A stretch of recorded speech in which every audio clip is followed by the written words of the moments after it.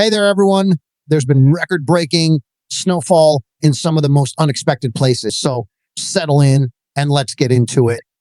Let's start with the big story, snow, and a lot of it in places you'd never expect. Yesterday, we saw a record-breaking snow event sweep through parts of Louisiana where some areas reported up to 9 inches of snow. Yes, Louisiana. That's not a place we typically associate with winter weather, but here we are. And it wasn't just Louisiana. This system has also brought snow to parts of Texas, Mississippi, Alabama, the Florida Panhandle, and Georgia. Even areas as far south as northern Florida are seeing snowflakes, sleet, and a wintry mix today. Take a look at this. See that pink shading on the map? That's the wintry mix zone where rain meets snow and we're seeing sleet. Those little ice pellets falling from the sky. This mix is extending into areas near Jacksonville, Florida, sweeping through parts of Georgia, and continuing right into the Carolinas. What's so interesting here is that these are regions we normally focus on during hurricane season. These are the areas where we track tropical storms, and now they're dealing with snow and icy conditions. Just goes to show how diverse and unpredictable weather can be. But before we get into the details, hit the subscribe button, like this video, and leave your thoughts in the comments. Thank you for your support. So why is this happening? Well, it's all about the Arctic air plunging deep into the south and colliding with a powerful weather system. This combination is creating the perfect setup for snow and freezing rain in places that rarely experience it. And this isn't just a local event. It's part of a much larger system that stretches from the southern U.S. all the way up through the Atlantic region of Canada. It's even heading out toward Bermuda and could bring some unsettled weather to parts of the Caribbean. Speaking of the Caribbean, we'll get there in just a bit. But first, let's focus on what's happening closer to home. This morning, we're still tracking snow across parts of the Carolinas, Georgia, and northern Florida. That wintry mix will stick around for a few more hours before the system finally starts to move offshore. Meanwhile, the southern edge of this front is pushing through Cuba, bringing some scattered showers there. It's fascinating to see how one system can bring such different impacts depending on where you are. Now, let's zoom out and talk about the big picture. This Arctic air mass is responsible for some really unusual temperature patterns. We're seeing sub-zero temperatures for Fahrenheit in parts of Louisiana. Yes, Louisiana. The snow cover in these areas is amplifying the cold, creating a pocket of Arctic air that feels more like the Midwest than the Gulf Coast. And it's not just the U.S.'s cold air is even dipping into parts of Mexico, which is extremely rare. As we look ahead the weekend, we're tracking the system moving into Texas and Louisiana, but here's the key difference. This one comes with warmer air pushing up from the Gulf. So we're not expecting snow in the south this time around. Instead, it's looking more like a rain event with the snow line shifting farther north. That's going to be something to watch as we get closer to the weekend. Now let's pivot to the Caribbean, where the story is completely different. Instead of snow, we're talking about rain and some increasing moisture across the region.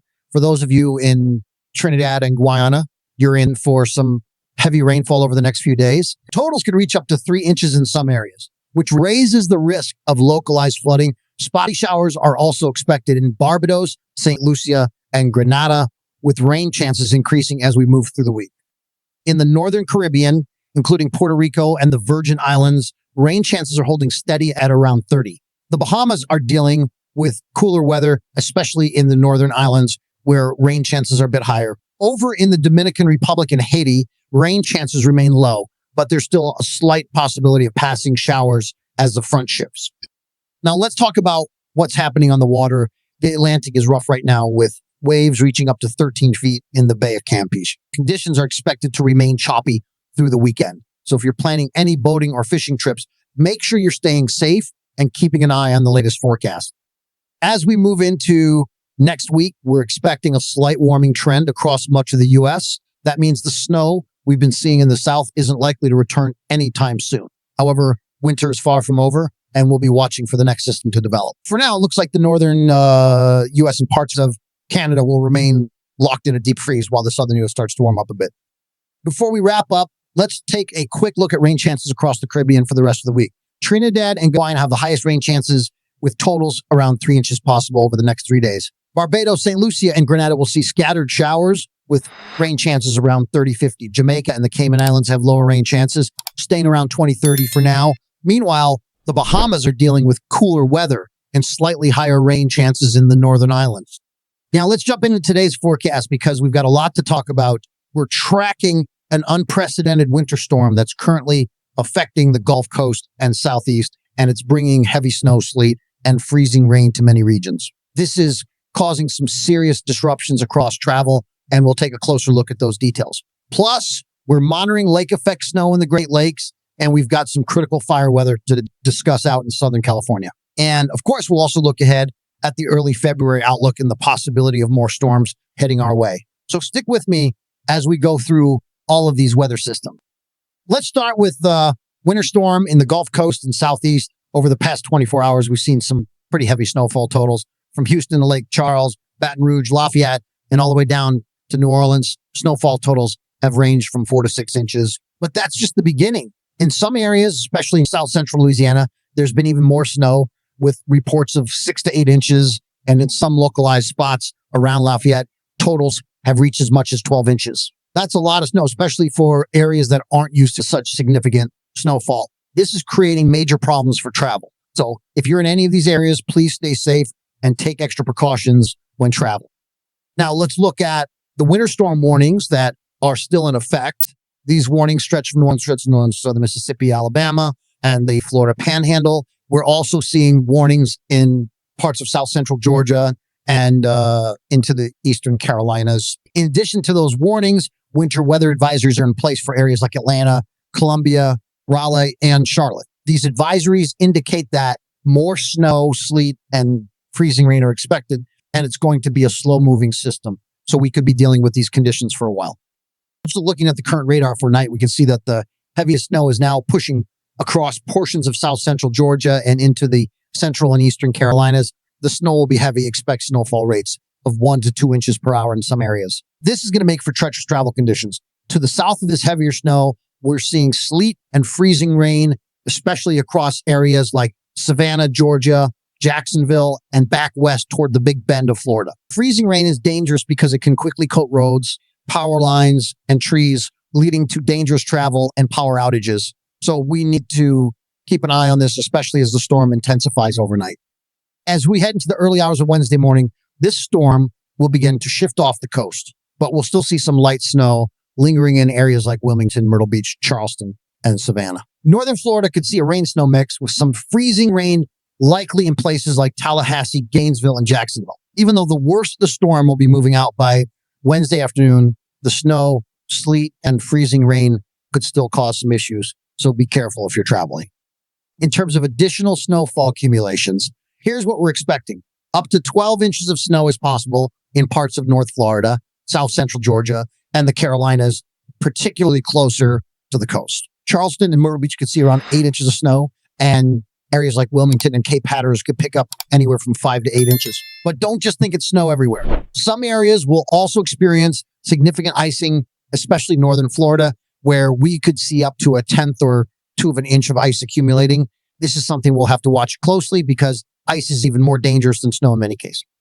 Because of these conditions, travel disruptions are likely to continue throughout tonight and Wednesday morning. Areas like New Orleans, Mobile, Panama City, and up into Savannah, Georgia, and Charleston are likely to experience significant travel issues. So make sure you're prepared. Hopefully by Wednesday afternoon, we'll see some improvement as temperatures warm up and the sun, even though it will still be cloudy, will help melt some of the snow and ice on the roads. That said, conditions are still going to be tricky through Wednesday morning, especially near the coast. Switching gears for a moment, let's talk about lake effect snow in the Great Lakes region. This is another area we're closely monitoring as heavy snow is falling downwind of Lake Michigan, Lake Erie, and Lake Ontario. In fact, Western New York is already seeing snow totals of up to 4 to 8 inches, with additional snowfall expected through Wednesday, Thursday, and Friday. This is going to pile up fast. We're talking about feet of snow with totals possibly reaching 6 to 8 feet in the Watertown, New York area by the time this system wraps up. That's incredible. If you're in these areas, make sure you're prepared for some major snow accumulations. But it's not just the snow we have to worry about. It's also the cold. Arctic air is still pushing across the Northeast, and parts of Quebec are experiencing brutal temperatures. Air temperatures in Quebec are expected to be 20 to 30 degrees below zero, with wind chills approaching 50 degrees below zero in some areas. And this cold isn't just isolated to Canada. It's also affecting the Great Lakes and parts of the Midwest. But the good news is that temperatures will gradually warm up throughout the week, with temperatures in the Midwest climbing into the 30s and 40s by Thursday and Friday. Still, we're going to see plenty of cold weather across the Northeast and Great Lakes. So don't put away those winter coats just yet. Now let's move out to Southern California. Unfortunately, the situation there is far from ideal. We're dealing with extremely critical fire weather conditions with red flag warnings in place across much of the region. The relative humidity is forecast to remain very low, between 5 and 10% through the middle of the week, and there's no rain expected to help out. Areas like Los Angeles, Santa Clarita, and San Bernardino are all under threat of dangerous fire conditions, and these will persist at least through Thursday. So if you're in these areas, be extremely cautious, as fires could easily spark and spread quickly under these dry, windy conditions. Looking ahead, the rest of January is going to be a bit of a roller coaster in terms of temperatures. We'll see some moderation in temperatures across the Midwest and Northern Plains, but it's still going to be cold in places like the Northeast and out west, especially in Southern California. The Pacific Northwest is likely to see some heavier snow, and the South could pick up some rain. Unfortunately, California, especially in the northern areas, will continue to see dry conditions. As we head into early February, we're expecting a more active weather pattern. Cold air will retreat further north, but it'll still be nearby, especially in parts of Western Canada. This will set up a battleground for storm systems where colder air to the north meets milder air to the south. This could bring more snow and rain to the Midwest, Great Lakes, and Southeast, particularly between the 1st and 8th of February. So we're not out of the woods yet when it comes to winter weather. There's plenty more to come, and I'll keep you updated as things unfold. All right, that's all I have for you today. Be sure to subscribe to the channel so you don't miss any of our future updates on the winter storm, lake effect snow, Southern California wildfires, and the early February outlook. I'll be back with another update tomorrow, so keep an eye out for that. In the meantime, stay safe, stay warm, and I'll see you soon.